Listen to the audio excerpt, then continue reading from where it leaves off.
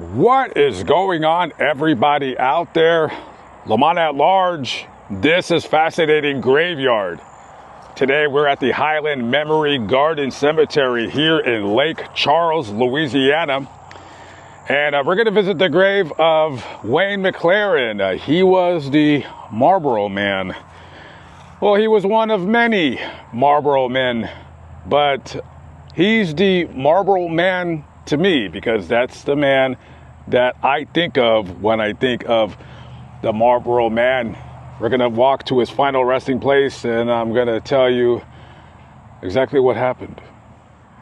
Now, when I said that there were other Marlboro men, I mean, if you want to get technical, there could have been about 30 or 40. I mean, there was plenty of Marlboro men, at least in the dozens. Of course, some of you out there will know the original Marlboro man as Bob Norris. He was the Marlboro man, and he died not too long ago in 2019 at the age of 90. And you're probably thinking to yourself, well, how did this guy live to be 90 and he was the Marlboro man smoking like a chimney? He actually did not smoke. He was not a smoker at all. And how he got discovered was that he was good friends with John Wayne, and somebody seen a picture of them together somewhere. And they approached him about being the Marlboro man. And he said, sure, why not? And kind of funny, you're the Marlboro man, but you don't smoke. And then one day, one of his kids, they said, hey, if you don't smoke, why are you the Marlboro man, Dad? And he said, you know what? That's actually a pretty good question. So he quit the next day. He just didn't want to be responsible for influencing people, kids, to start smoking and stuff like that. So Wayne McLaren, he got discovered as the Marlboro man, or got discovered and was made the Marlboro man back in 1976. And he would be the Marlboro man for about the next, I want to say, 12 or 14 years. I think he hung it up in 1990. And by that time, he had discovered that he had late stage lung cancer.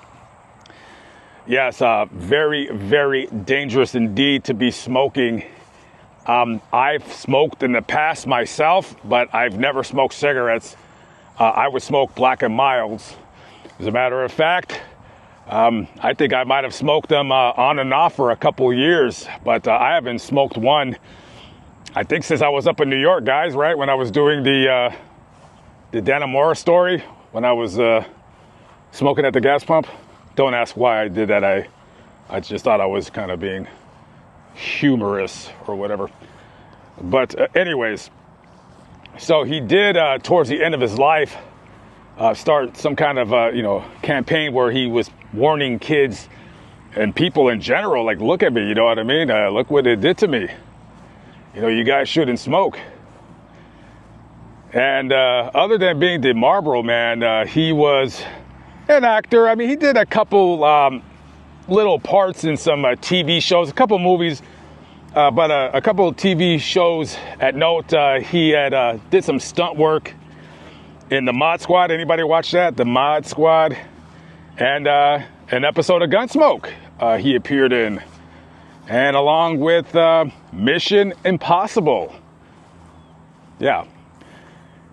And so, other than that, I think his main gig was that he was a rodeo rider or a bull rider, however the proper way in saying that is. That's what he mainly did. And smoking ultimately robbed him of, a lot of his life. I mean, he was only 51 years of age when he died.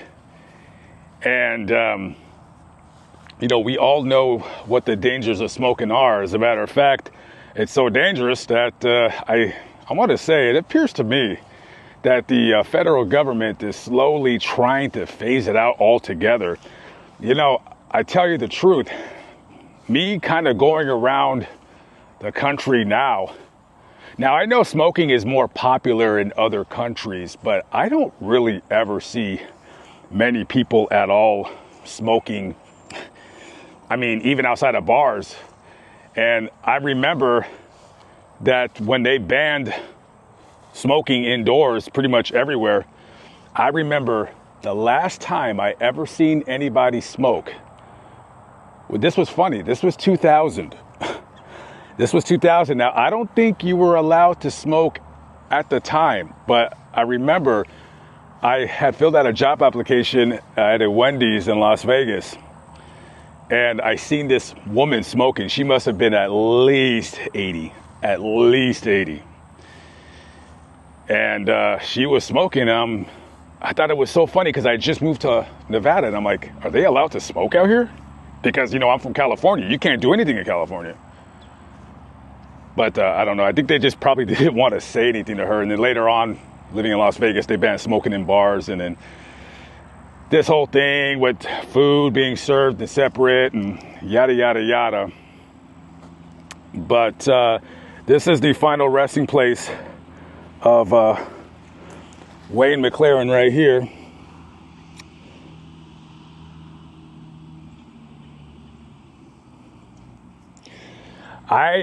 I remember, by the way, he's buried next to his mom and dad, and his dad, Lawrence Sr., he died pretty young too. He died just about a couple weeks after he turned 54. And his mother right here, Mrs. Mack.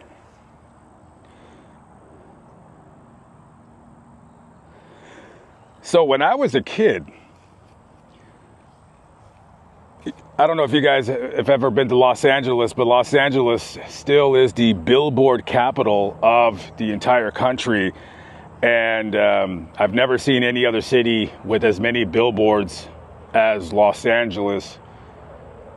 And I would see this guy's billboard when I was a kid, and I recognized this picture anywhere.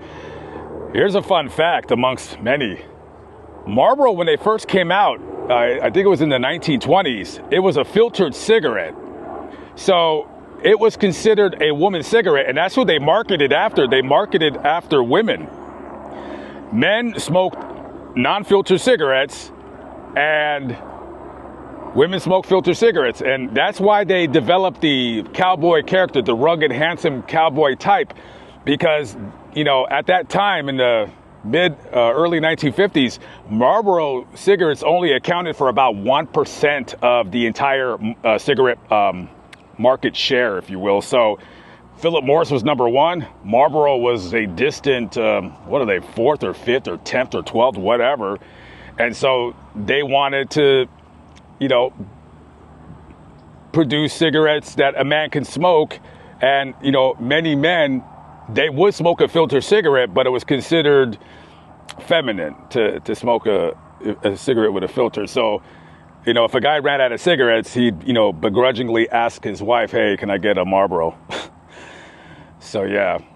You know, I remember my mother used to smoke. She doesn't smoke anymore as far as I know, but she used to smoke Capri Slims 120.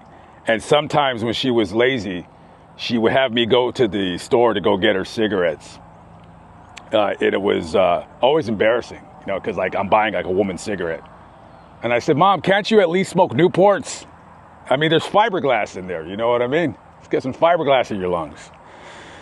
But seriously, just, you know, smoking is very, very, very, very dangerous. Most definitely.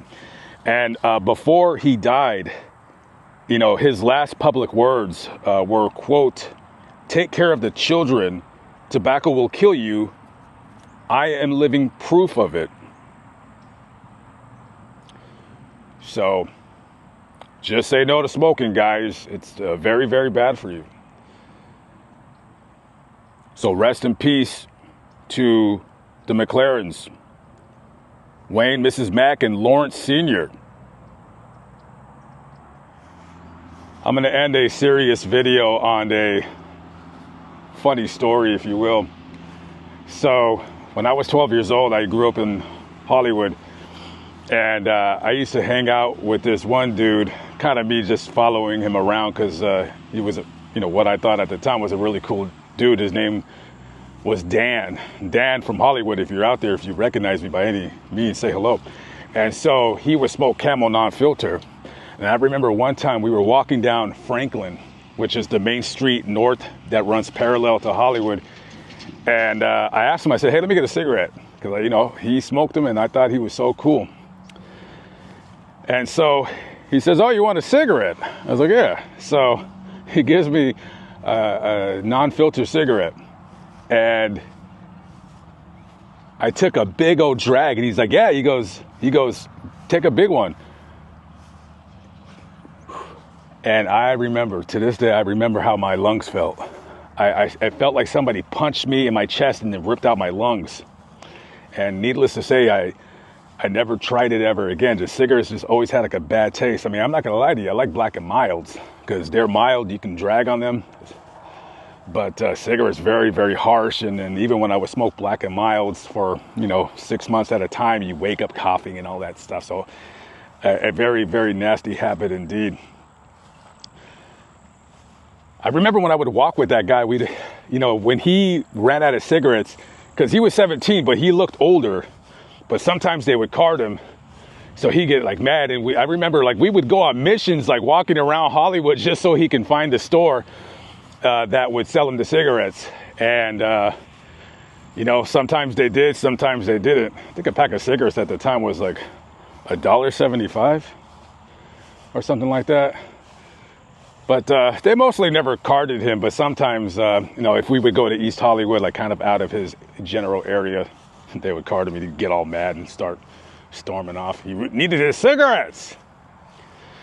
Okay, guys, that's it. I'm out of here. Hope you enjoyed the video. I think I rambled on long enough. Catch up with you on the next one. Peace out.